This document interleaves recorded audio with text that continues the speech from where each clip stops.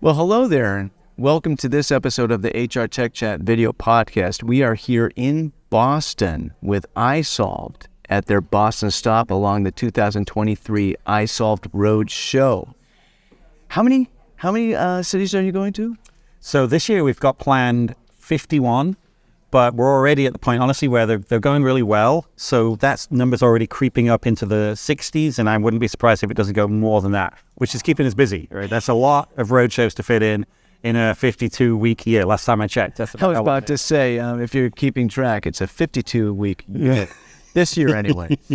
This is Geoff Webb, VP of Solution Strategy here at Isolved, and we're here to talk about something really interesting. And but first, Geoff, if you could just maybe introduce yourself a little bit to our viewers. Yeah, absolutely. So again, my name's Geoff Webb. I lead the Solution Strategy organization at Isolved. And really the job of myself and my team is to constantly be looking at the direction that HR is headed and how things like technology and services can be brought together to not only improve the sort of the day-to-day life of HR practitioners by reducing their work and bringing more information to them, but really transform the way that HR operates within a business and really take it from very much an operational function to something that's much more strategic and transformative overall. So I get a great job out of a lot of this sort of stuff and a lot of conversations with HR professionals too. Yeah, I know that is really sort of the dream or the aspiration of so many HR people out there, is to move away from the tactical and sort of the reactive stuff every day and really becoming more strategic and people focused to become the people heroes that they want to be. And we have an idea today that kind of encapsulates this, and it's a really interesting one. It's called the Red Queen effect. And what is the Red Queen effect, Geoff?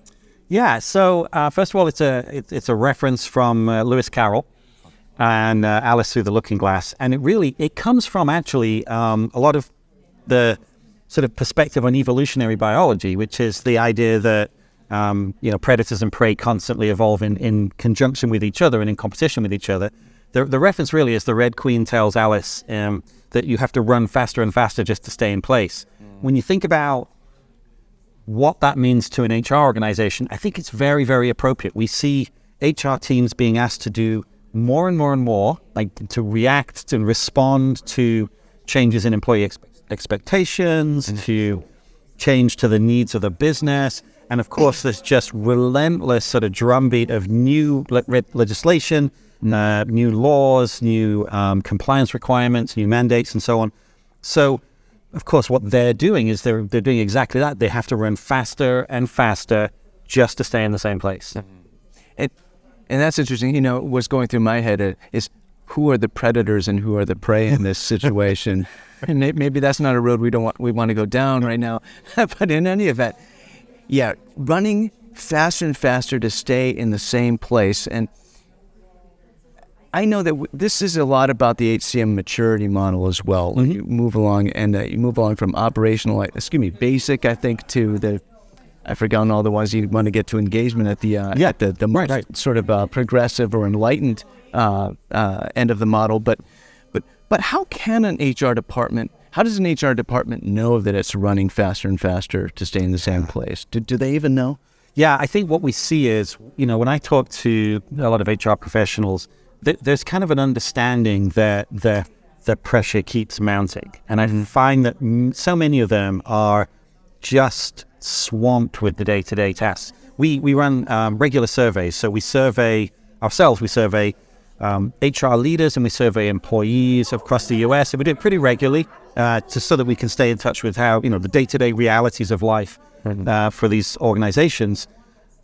We ran a survey of HR leaders. It was about 500 US-based HR leaders relatively recently, within the last couple of months, and I think we've literally only just published it.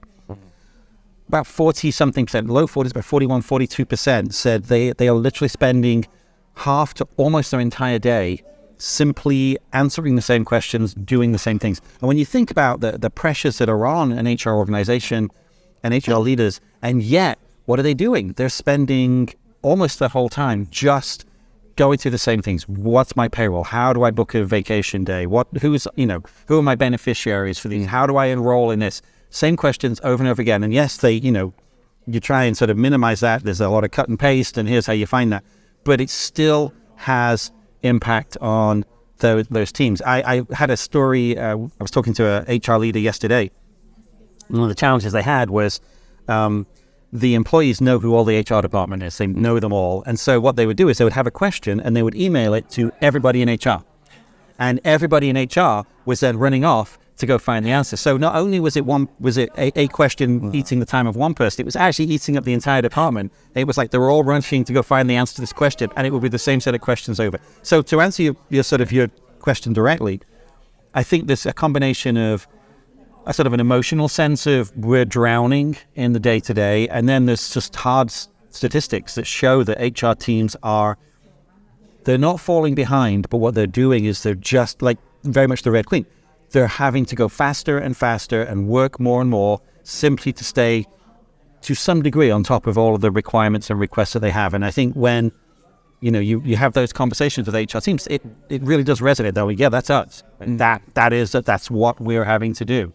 Having been in the HCM space for a while myself, and I think about the state of the art of software for HCM, and I think about what that enables and facilitates versus what you're describing. So I think you said 41 or 42% of them are spending almost their entire day doing this stuff. And I think to myself, this is an old reference, but stop the insanity. Right. What is, and what the other thing is, to be funny here, I could actually see myself, before I got into HCM, which was many years ago, I could see myself blasting an email to everybody in HR with the same question, hoping I would get the question, the answer back as quickly as possible. Wouldn't do it today, but what do you think is the impact of every single HCM conversation? By the way, always leads back to AI these days, and we're not going to disappoint you today.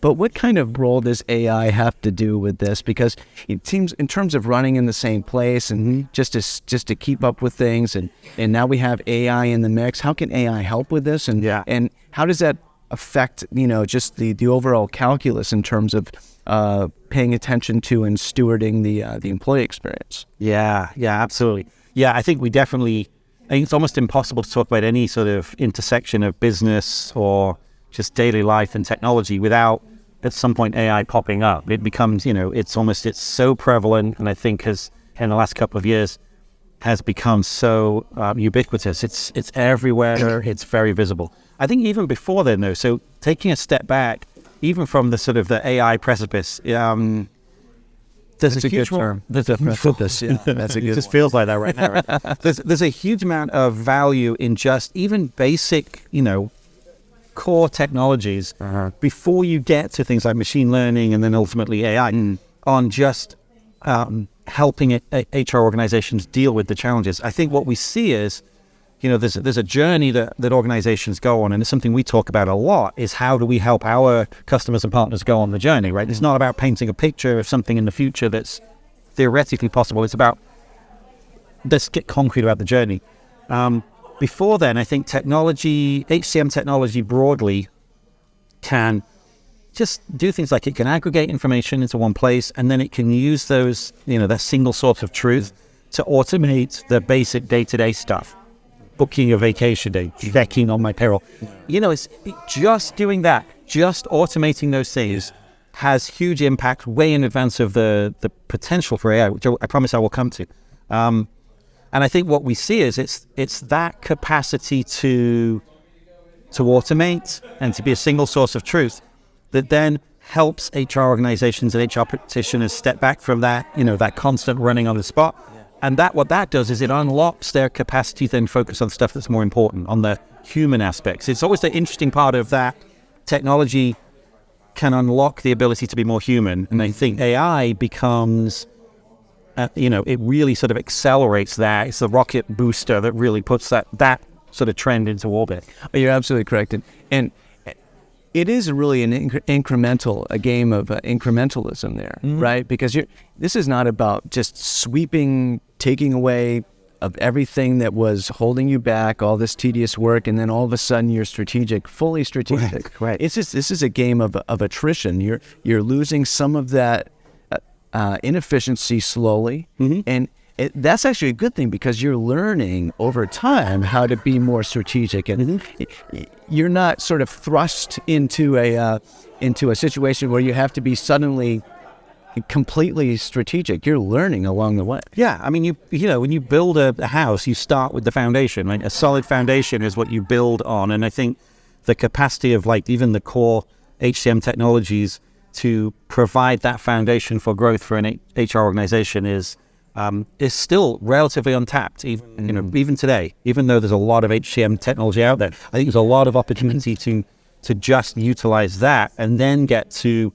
the real power with the machine learning and AI. Well, the other thing that you mentioned just now, which is really interesting, is that we have, you know, a lot of large organizations. Some large organizations, they still have sort of clunky HR processes and all this, but some of them are very mature in their HR. But you're always going to have small companies that are sort of cropping up, and they're just getting a handle on their operational HR. And so there's always going to be that need to kind of go from nothing to something, which is super important. And every small organization, as it grows, gets to a point where it can't go on any longer. I think about I was reading the other day. I don't remember where, but I learned about this economist named Herb Stein he had his famous quote, and I'm paraphrasing it because there are a few different versions of it, but it's, you know, what can't go on will stop. And you know, and that is something, you know, you hear in various capacities. But that's something for HR departments to internalize, this idea that, you know, in a way that's almost hope for them, right? Yeah, I think so. It's like any of these changes that occur in business process, you know, it just don't seem the human condition, right? I mean, you look at psychologists, and we build, you know, as human beings, we build a model of the world we carry around in our heads. And I understand how to do this. I believe in those things. And usually what happens is one tends to think of that changes there as incremental changes, right? That, little changes over time, I gradually change my opinion of this and that. Actually, that's not what happens, right? What happens is that you reach this point where the weight of change that you're required to internalize forces a crisis of reevaluation, and your worldview changes dramatically. You're sort of like, this is great, wait, this is terrible, right? Or this is terrible, this is great, now I can live with it. And that, I think that applies so much to that very, very human occupation of managing people, and I think it applies especially to HR departments. And I think what's coming is exactly what you're saying, is we are reaching that crisis, and it's not necessarily a bad crisis, right? But that crisis moment of forced change, when we go, we have to do something different. You can't just hiring another person or, you know, working somewhere else isn't going to change the fundamental underlying drivers of change here. Going back to AI, I think AI will absolutely be an agent of change in the way we think about delivering what we have to deliver back to the business. And you're right, it's a moment of change. It goes until it can't, and then we have a change. Oh, it's a moment of urgency, right? And we're in a spot right now where it's really interesting. We've measured the success of business in a certain way for so long, and not to say that it's wrong, because it's not wrong, but we've learned over time, I think, and there are smarter people out there in academia and whatever that probably have followed this for longer than I have, but where we're no longer looking at the success of business as narrowly as what can be, you know, quantified or calculated for an accounting spreadsheet. That's only a piece of the puzzle, right? And what's interesting about this sort of elimination of inefficiencies in HR, it's important at the same time for organizational leadership and HR leaders at these organizations to remember that, okay, the goal here is not only to get rid of the inefficiencies, because we're more than that as an HR department. Yeah, agreed. Yeah, I think, you know, there's a sort of a dawning of awakening of understanding, really, around what really drives successful businesses. And you're right? You can measure and define success any way you want, but what I think genuinely successful businesses are doing is they go, yes, we have revenue goals, we have market share goals, we have profitability goals. You kind of have to do that because that's the sort of the oxygen that feeds a business. but it's how you get there that is so important now. And the how is so defined by the experience and the commitment of your employees. So the success has become a case of, we're going to be successful, but we need to maximize the value of the employees we have. We need to look after them so they stay, because if we're investing in them, that becomes really part of why they stay with us. And what, really enlightened businesses are realizing is, shockingly, the employees are incredibly valuable. Like, that's what we see drives for diversity. It isn't just some altruistic, it's a good thing, right? We should have diverse organizations. But what businesses realize is, wait a second, if you have a diverse workforce, they bring all kinds of life experiences, they bring all kinds of perspectives, they bring value simply because there is diversity in there. And so that's a good way to reach those goals. If you're enabling your employees to have a good work-life balance, they will deliver more. They become more productive. That's a good way of reaching the goal. So to your point, I think, yes, you need to sort of achieve those, sort of mechanical, numerical metrics, but the path to get there is what's defining successful organizations, because they will continue to be successful in the future.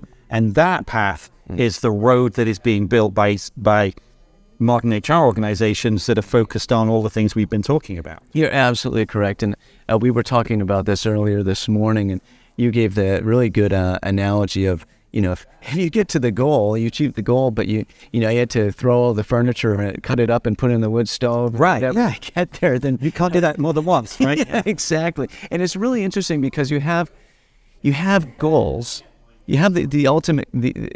I'll call them the ultimate goals. Although I don't think that's really the right word, especially the connotation of it. But to generate the greater revenue, to improve the bottom line, and all of that. But we were talking earlier also about the process. What does it feel like getting there, and the psychology of reaching a goal versus the psychology of working toward a goal. Yeah.